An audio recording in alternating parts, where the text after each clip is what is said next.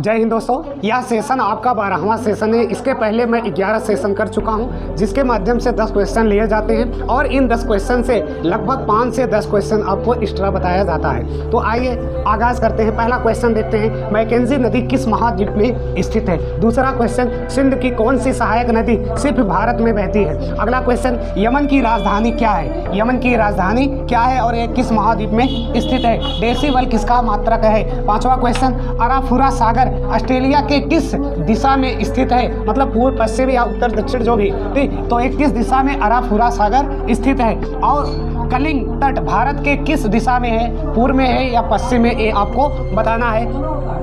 अगला क्वेश्चन, तो भारत का एकमात्र सक्रिय ज्वालामुखी, भारत का एकमात्र सक्रिय ज्वालामुखी कौन सा है। ओम किसका मात्रक है। निर्वाचन आयोग का उल्लेख किस भाग में किया गया है, आपको अनुच्छेद नहीं भाग बताना है। और अंतिम क्वेश्चन है, पंचायती राज्य व्यवस्था का उल्लेख किस भाग में किया गया है, आपको अनुच्छेद पता होगा या अनुसूची पता होगा कि अनुसूची 11 में पंचायती राज व्यवस्था है, लेकिन यहाँ पूछा गया है कि यह किस भाग में स्थित है। मोटिवेशन है कि दबाव में अक्सर लोग का कार्य मतलब सही ढंग से नहीं हो पाता है। कोई भी लोग यदि वो दबाव में है तो उसका कार्य सही ढंग से नहीं होगा। एक एग्जांपल से समझते हैं, जैसे सचिन तेंदुलकर को ही ले लो। वो दबाव में जब क्रिकेट खेलते थे तो लास्ट जब उसका 100वां शतक लगने वाला था तो दबाव में वो 99 या 98 पर कई बार आउट हो गए। इसलिए कहा जाता है दबाव में कार्य गड़बड़ हो जाता है। तो आइए देखते हैं पहला क्वेश्चन। तो मैकेंजी नदी एक किस महाद्वीप में है, तो उत्तरी अमेरिका में है। उत्तरी अमेरिका में यदि इसका क्रम पूछा जाए कि उत्तरी अमेरिका महाद्वीपों के क्रम में कौन सा है, तो ये तीसरा क्रम है। चौथा दक्षिणी अमेरिका और पांचवा अंटार्कटिका है। छठा यूरोप, सातवां ऑस्ट्रेलिया, पहले नंबर पर एशिया और दूसरे पर अफ्रीका है। ये 7 महाद्वीपों में इसका क्रम तीसरा है। अब मैकेंजी नदी की बात करें तो ये कनाडा से निकली है, स्लेव झील से, ग्रेट स्लेव झील से निकलकर अपना जल, ये आपका एक कनाडा हो गया, नीचे यूएसए हो गया और यहाँ मैक्सिको की खाड़ी है। कौन सी, मैक्सिको की खाड़ी है और ये मैक्सिको देश भी है। इसी के पास में मैक्सिको खाड़ी है, यहीं पर ग्रेट स्लेव झील है और ये अपना पानी कहाँ, ऊपर ये आर्कटिक सागर है। कौन सा, आर्कटिक है। आर्कटिक सागर में अपना जल गिराते हैं और साइड में ही आपका अल्पस पर्वत और राकी पर्वत श्रेणी इसी में है। राकी इसी में है पर्वत श्रृंखला। प्रेरी घास के मैदान यही पाए जाते हैं। कहाँ, उत्तरी अमेरिका में है। और प्रेरी घास के जो मैदान है ये आपके यूएसए साइड और मैक्सिको साइड में स्थित है। मैक्सिको और यूएसए के बीच में रियो गांद्रे नदी है, जो कि मैक्सिको और यूएसए से बाउंड्री बनाता है। यूएसए और मैक्सिको से बाउंड्री बनाता है। एक भारत की है, भारत की झेलम नदी है, जो भारत और पाकिस्तान के बीच भी बाउंड्री बनाता है। तो उत्तरी अमेरिका से यहाँ से इतने क्वेश्चन निकलते हैं। मैकेंजी नदी किस महाद्वीप में स्थित है, तो उत्तरी अमेरिका में स्थित है। यदि देश पूछा जाए तो कनाडा और यूएसए, ठीक, कनाडा और क्या, यूएसए। चलिए अगला क्वेश्चन देखते हैं। तो सिंधु की कौन सी सहायक नदी सिर्फ भारत में बहती है, तो आपका परम आंसर होगा व्यास। कौन सी, व्यास। अब सिंधु की 5 सहायक नदियां हैं। सिंधु की कितनी सहायक नदियां, 5, जिसमें झेलम पहले नंबर पर आता है, झेलम। उसके बाद चेनाब, उसके बाद रावी, उसके बाद व्यास और लास्ट में आता है सतलज। कौन सी नदी, सतलज। तो इन सबको याद कैसे रखोगे, तो ये आपको झेचेरा व्यास। झे से हो जाएगा झेलम, चे से चेनाब और रा से रावी, वा से व्यास और सा से सतलज। ये 5 नदियां हैं और इसी क्रम में भी है। यदि बात किया जाए कि वुलर झील किस नदी पर है, तो झेलम नदी पर है। उलर झील जो कि जम्मू कश्मीर में स्थित है, श्रीनगर के पास में ही, ठीक। तो ये उलर झील कहाँ है, ये आपका जम्मू कश्मीर में है, जो मीठे पानी की झील है। यदि सबसे बड़ी लेगून झील पूछा जाए तो आपका चिल्का झील होगा। कौन सा होगा, चिल्का झील होगा। बाकी चेनाब झील, ये आपका चेनाब झील है। चेनाब झील जो बारालाचा दर्रा से गुजरता है। कहाँ से, बारालाचा दर्रा से गुजरता है। रावी नदी ये रोहतांग दर्रा से, कौन सा, रोहतांग, ये बारालाचा। और व्यास नदी कोई दर्रा नहीं है, ठीक, ये व्यास कुंड से निकलकर सिर्फ भारत में बहती है और आगे जाकर सतलज में मिल जाती है। बाकी बात करें सतलज नदी पर, तो सतलज नदी पर भाखड़ा नांगल है। भाखड़ा नांगल परियोजना है और यहीं से इंदिरा गांधी नहर भी निकली है। इंदिरा गांधी परियोजना, नहर परियोजना जो भारत की सबसे बड़ी नहर परियोजना है। भाखड़ा नांगल परियोजना किस नदी पर है? तो सतलज नदी पर। किस पर है? सतलज नदी पर है। और बात करें कि एक किस दर्रा से गुजरती है? तो सिपकिला दर्रा। कौन सा दर्रा? सिपकिला दर्रा से। तो ये सिपकिला दर्रा है कहाँ? तो ये हिमाचल प्रदेश में है। और बारालाचा दर्रा कहाँ है? ये भी हिमाचल प्रदेश में है। रोहतांग दर्रा कहाँ है? ये भी क्या है? हिमाचल प्रदेश। तो रावी नदी रोहतांग दर्रे से होकर गुजरती है, चेनाब बारालाचा से, और सतलज नदी आपकी सिपकिला दर्रे से होकर गुजरती है। भाखड़ा नांगल परियोजना किस नदी पर स्थित है? तो सतलज नदी पर है। झेलम नदी पर क्या है? उलट झील है जो कि मीठे पानी की झील है। और सिंध की 5 सहायक नदियां हैं। कौन कौन सी? झेलम, चेनाब, रावी, व्यास और क्या?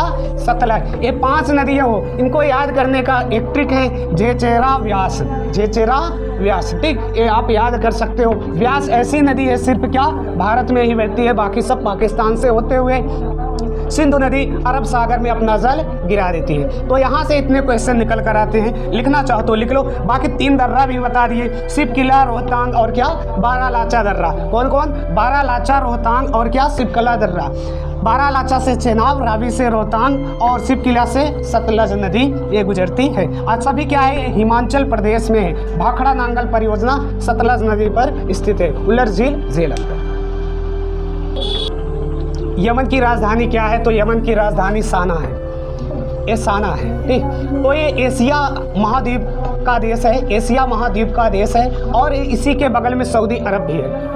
ये प्रायद्वीपीय देश है। और इसी के साइड में अफ्रीका है। क्या है? अफ्रीका है। और यहाँ पर लाल सागर है। और यहीं पर आपका क्या हो जाएगा? ये यमन है। क्या है? यमन। और इसकी राजधानी क्या है? साना है। इसकी राजधानी साना। लाल सागर के ऊपर आ जाओगे तो ये आपका यहाँ पर स्वेज नहर है। स्वेज नहर के आगे भूमध्य सागर, भूमध्य सागर के आगे चले जाओगे तो जिब्राल्टर जलसंधि। जिब्राल्टर जलसंधि यूरोप और अफ्रीका को अलग करते हैं, ठीक। यूरोप और अफ्रीका को, और 2 जल को जोड़ते हैं, अटलांटिक और क्या? भूमध्य सागर को जोड़ते हैं। कौन सा? जिब्राल्टर जलसंधि। जैसे ही आगे आए तो यहाँ पर मिलेगा स्वेज नहर। कौन सा? स्वेज नहर। कील नहर यूरोप में, कील नहर यूरोप में। और लाल सागर के आगे आओगे तो यहीं पर आपका बाब अलमंदे जलसंधि है। कौन सा?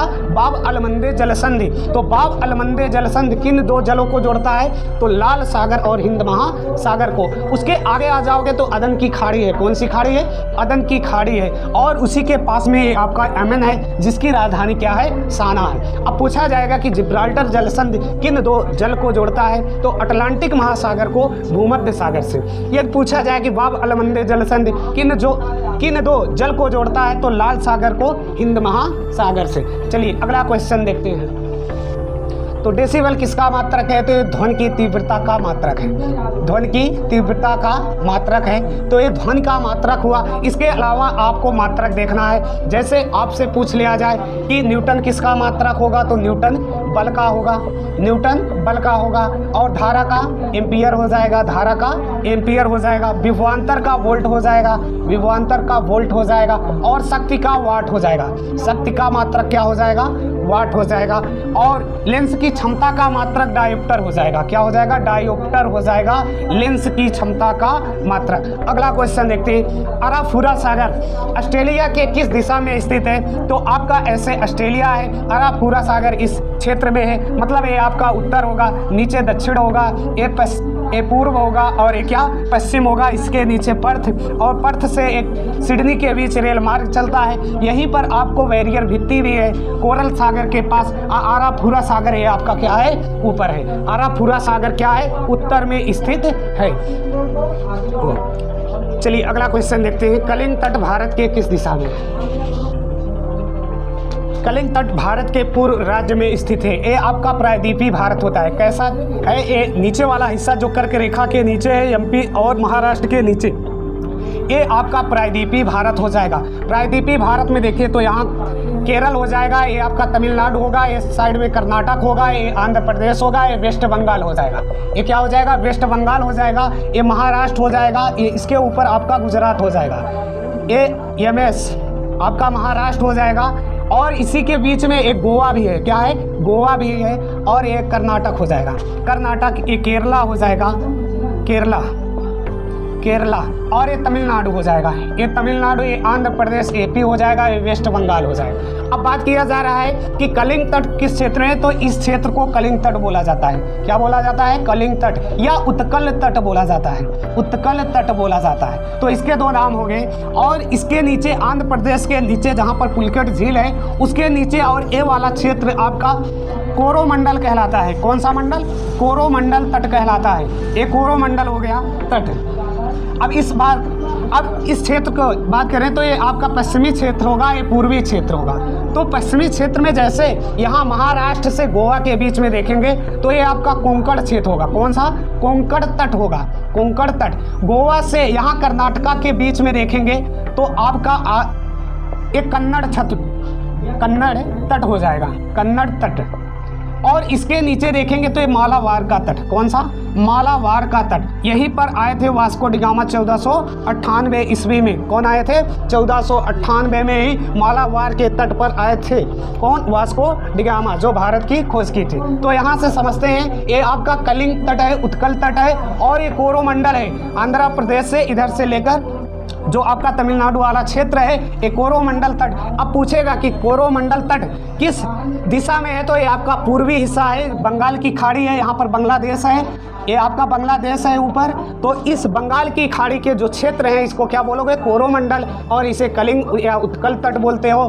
बाकी महाराष्ट्र से गोवा वाले क्षेत्र को कोंकण तट बोलोगे। बाकी गोवा से कर्नाटक वाले क्षेत्र को कन्नड़ तट बोलोगे। उसके बाद कर्नाटक से नीचे जो केरला वाला क्षेत्र और थोड़ा सा तमिलनाडु का है, मालाबार का तट है। मालाबार को ऐसे याद कर लो कि वास्को डिगामा आया और माला लेकर खड़े थे। माला लेकर खड़े थे, आपको याद रहने का। ठीक, तो ये याद हो जाएगा। यहाँ पर बाकी ये आपका क्या है? डेल्टा है। यहाँ पर ब्रह्मपुत्र आती है नदी, और इधर से गंगा आती है। गंगा को बांग्लादेश में पद्मा बोलते हैं, ब्रह्मपुत्र को जमुना बोलते हैं। और जहाँ पर ये दोनों नदियाँ मिलती हैं बांग्लादेश में उसे मेघना कहा जाता है। तो ये बातें आपको याद रखना है। बाकी यहाँ पर ताप्ती और नर्मदा नदी अरब सागर में अपना जल गिराती है। गोदावरी ऊपर है जो किसमें? बंगाल की खाड़ी में अपना जल गिराती है। कृष्णा और क्या कावेरी भी नदियाँ ये अपना जल कहाँ गिराती हैं? बंगाल की खाड़ी में। तो यहाँ से ये बातें निकल कर आती है कि कलिंग तट भारत के किस दिशा में है। ठीक, तो ये आपको याद रखना है, पूर्वी दिशा में है, बंगाल की खाड़ी की ओर। ठीक, चलिए अगला क्वेश्चन चलते हैं। इसे कहते हैं खोपड़ी में छेद, है ना। ये पूरा क्वेश्चन का खोपड़ी में छेद। एक क्वेश्चन से लगभग मैं 20 क्वेश्चन बता दिया हूँ। यदि आपको अच्छा लगे तो शेयर जरूर करना। चलिए अगला, ये भी बहुत इंपॉर्टेंट है। भारत का एकमात्र सक्रिय ज्वालामुखी, तो ये अंडमान के मध्य वाले हिस्से पर जो 4 हिस्सा होता है उस हिस्से पर है, बैरन द्वीप है। कौन सा है? एकमात्र सक्रिय ज्वालामुखी बैरन द्वीप ज्वालामुखी। बैरन द्वीप ज्वालामुखी। तो भारत का एकमात्र सक्रिय ज्वालामुखी कौन सा है? बैरन द्वीप ज्वालामुखी, जो अंडमान पर है। अंडमान के 4 हिस्से हैं, 4 हिस्सों में से दूसरे हिस्से पर, मतलब उसके मध्य अंडमान पर। यदि पूछा जाए कि अंडमान और निकोबार के बीच कितने डिग्री का चैनल है, तो इसके बीच 10 डिग्री का चैनल है। किसके बीच? अंडमान और क्या? निकोबार द्वीप समूह के।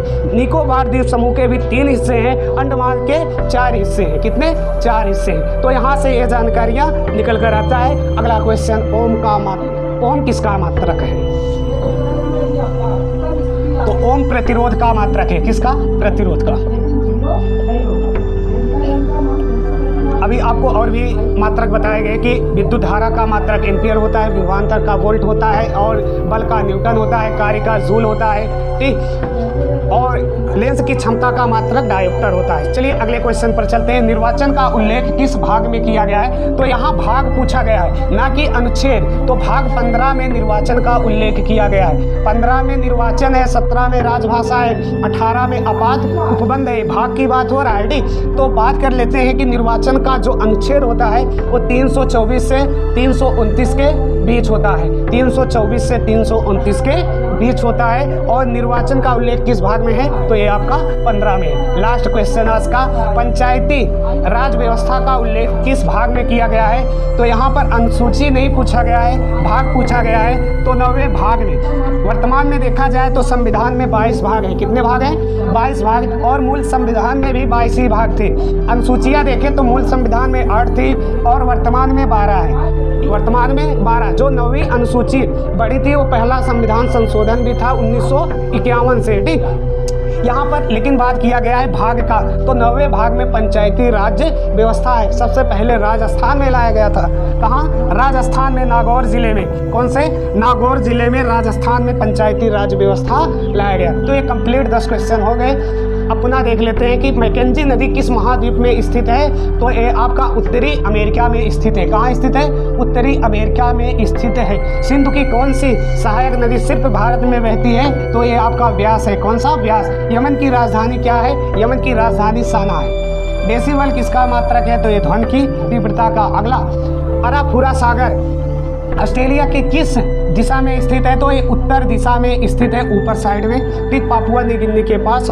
और उसके बगल में देखोगे तो कोरल सागर है। बाकी कलिंग तट भारत के किस दिशा में? तो ये पूर्व में कलिंग तट है, पश्चिम वेस्ट बंगाल वाला और आंध्र प्रदेश के क्षेत्र वाला। भारत का एकमात्र सक्रिय ज्वालामुखी बैरन द्वीप ज्वालामुखी है, जो अंडमान निकोबार द्वीप समूह में स्थित है। ओम किसका मात्रक? तो ओम प्रतिरोध का मात्रक। निर्वाचन का उल्लेख किस भाग में किया गया है? तो ये भाग 15 है। पंचायती राज्य व्यवस्था का उल्लेख किस भाग में? तो भाग 9 में। और अनुसूची की बात किया जाए तो 11वीं अनुसूची में। किसमें है? 11वीं अनुसूची में। एक कंप्लीट आपके 10 क्वेश्चन हो गए। तो नेक्स्ट वीडियो में मिलते हैं, तब तक के लिए जय हिंद। देखते हैं आईपीओ का फुल फॉर्म क्या होता है। तो आईपीओ का फुल फॉर्म होता है initial public offering. Initial public offering. USA और मैक्सिको के बीच कौन सी नदी सीमा बनाती है? रियो ग्रांडे नदी। विटामिन बी का रासायनिक नाम क्या होगा? तो थायमिन। ग्रीन हाउस गैस का नाम बताओ? तो कार्बन डाइऑक्साइड, ओजोन, जलवाष्प, ये सब क्या है? ग्रीन हाउस गैसें। अगला हो जाएगा जलियांवाला बाग हत्याकांड कब और कहाँ हुआ था? तो ये 13 अप्रैल 1919 अमृतसर पंजाब में। डायोप्टर किसका मात्रक है? तो लेंस की क्षमता का मात्रक। दूरदृष्टि निवारक है कौन सा लेंस? तो ये उत्तल लेंस। बुझे हुए चूने का सूत्र क्या हो जाएगा? CaO। कौन सा? CaO हो जाएगा। और नाटो का मुख्यालय कहाँ है? ब्रुसेल्स, जो बेल्जियम में है। सबसे गहरी झील कौन सी है? बैकाच। तो ये आपके 10 क्वेश्चन कंप्लीट हुए, ठीक। अगले वीडियो में मिलते हैं या अगले सेशन में। भार का मात्रक क्या होता है? न्यूटन होता है। अभी मैं बताया कि भार बराबर द्रव्यमान गुणे त्वरण होता है। मुख्यमंत्री किसके समक्ष शपथ लेते हैं? तो जो राज्य के राज्यपाल होते हैं उनके समक्ष शपथ लेते हैं। माउंट मैकिन्ले किस पर्वत की चोटी है? तो माउंट मैकिन्ले ये रॉकी पर्वत श्रृंखला का जो अलास्का वाला क्षेत्र है उसकी ये चोटी है। जी का मात्रक क्या होता है? तो न्यूटन मीटर स्क्वायर प्रति किग्रा स्क्वायर होता है। भारत की सबसे ऊंची चोटी क्या है? केटू गार्डविन एस्टविन बोलते हो। कपास की खेती के लिए कौन सी मिट्टी उपयुक्त होती है? तो ये काली मृदा है। नर्मदा और ताप्ती नदियाँ अपना जल किस सागर में गिराती है? तो ये अपना सागर अरब सागर में। कौन से सागर में? अरब सागर में, ठीक। अगला, क्लोरीन की संयोजकता कितनी होती है? 1। धनार ऋणायन की बात करें तो क्लोरीन क्या है? ऋणायन है। पानी का क्वथनांक कितना होता है? तो पानी का होता है 100 डिग्री सेल्सियस। एक अक्षांश के बीच की दूरी कितना होता है? 111। याद रखना, 111 किलोमीटर होता है। तो आज के सेशन के माध्यम से यही 10 क्वेश्चन थे। यदि आपको पसंद आए तो शेयर, लाइक, कमेंट और चैनल पर नए हो तो सब्सक्राइब जरूर कर लेना। धन्यवाद। अगले वीडियो